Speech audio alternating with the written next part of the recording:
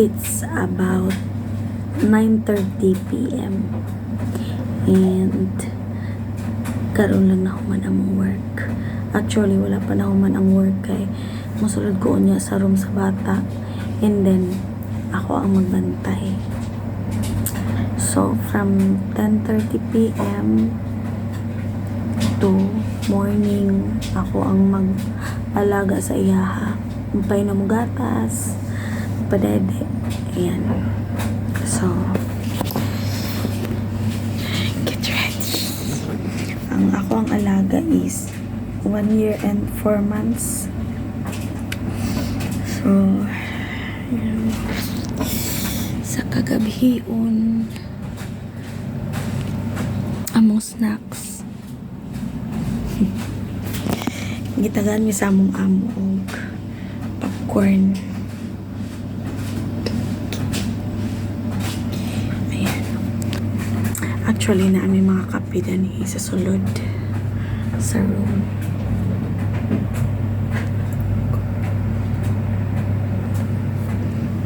Then, pag sweldo na ako, gapalit pod ko og Pringles. Okay, mauman ako hilig. And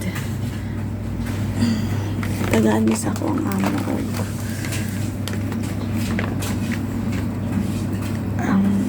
ikan sa Taiwan na food. Order mi siya. Lami.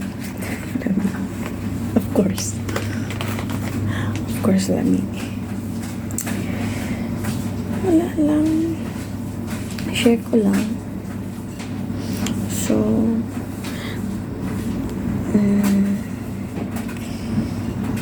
actually guys, pag nakakikauban sa balay, dili siya minaw. Kaya na mo kaka-istorya. Kaya na ako magkasinabot mo. Yes, magkasinabot mo. So, much better kung magkasinabot gid mo sa kauban mo sa balay. Kaya kung dili, sakit siya sa ulo and then may stress ka pag dili mo magkasinabot. So, dapat magkasinabot gid. So, nindot siya kung taas lang yung pasensya. Nindot na kay kauban sa balay kay dili ka maka-feel og homesick. Kaya na kay kauban. Whereas kung wala kay kauban, syempre pag after sa imong work, ikaw ra isa dali sa kwarto. Diba? Tapos magmuni-muni ka sa bintana. Tapos ma-homesick ka. Pero ang nindot po sa ikaw ra isa is walay magbuot. Di mo rang amo magbuot.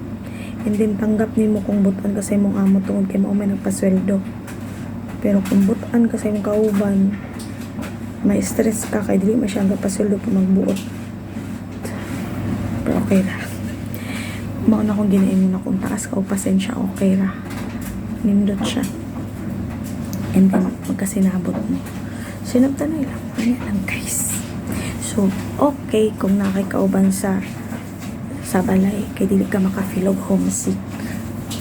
So, dapat sinabtanay lang gid mo. Ayan. Kay kung dili ta magkasinabot sa usag-usa,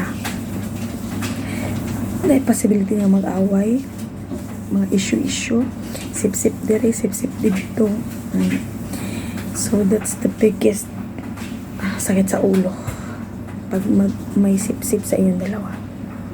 So, pero naniniwala pa rin ako ba na pag mag-pray ka kay God, pray ka kay Lord for me, i-guide ka niya and makaya rin mo tanang trabaho, tanang trials, ano lang. So, good luck sa mga nag-apply sa Hong Kong and mga pinapod niya. Bye everyone. God bless.